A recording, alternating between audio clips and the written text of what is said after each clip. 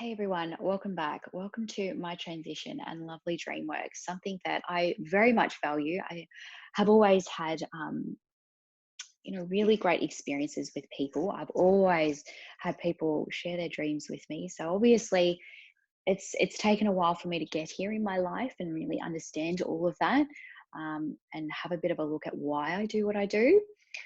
I think for me, I love sharing my dreams because I love the world that it gives me, in terms of limitless. It's like this debate that I've had with a lot of the people that I surround myself with these days. It's like, what happens first, the chicken or the egg, or the dream or the waking life? And I've always really found that in terms of journeying and commencing that journey. I think I've always found it quite bewildering. And a lot of people, because science can't prove it, it's like, oh, we should discredit it. And I just don't feel that that does anyone any justice, from our ancestors to who we are as people, because we're very spiritual people.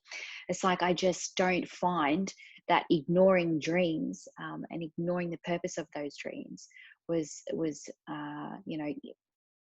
it may have served us purpose long before, but sometimes when we ignore those parts of ourselves, we actually ignore the true essence of being a human being. So, and life and being part of an ecosystem. And dreaming is, of course, very much in our nature. Different mosaic of tiles, though, for a lot of different people. That's where a lot of people have got to learn to see what you see, learn how you view things. A lot of people dream in black and white. I dream in vibrant color. I also dream a lot about nature. I've always dreamed a lot and had a very big connection to nature. A lot of people can't dream. A lot of people don't have imagination. So it's learning that your mosaic of tiles, because that's what we want to do. We ultimately want to ignite the consciousness and the stream of consciousness that you have. Because remember, it's a woman's ovum, a man's sperm, and a stream of consciousness. And that's what you're given. And I think for me, I've always found it quite intricately, quite astounding that a lot of people ignore dreams and dream work. And there's limitless opportunities. And I really just want to tell you stories. So the storytelling is really important to build culture, to build vision of what we want. We want to create something. We want to build a mission within ourselves, and those people become part of our mission.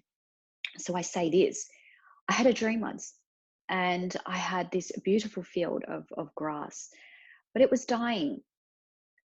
And I was frantically watering it because I wanted to keep it alive. There for a long time, fertilizing it, and I was panicking. So, in that sense of how I felt, I was in a panic.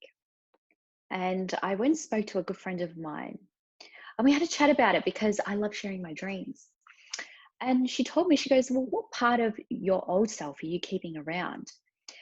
And that really clicked with me in that very given moment that I shared that dream about keeping the old grass alive. What part of the old self was I keeping around? And why was I panicking about it? And I think for me, that was great sensual awareness. It not only promoted great connection between me and that, my friend of mine, but it actually allowed me to express what was going on for me.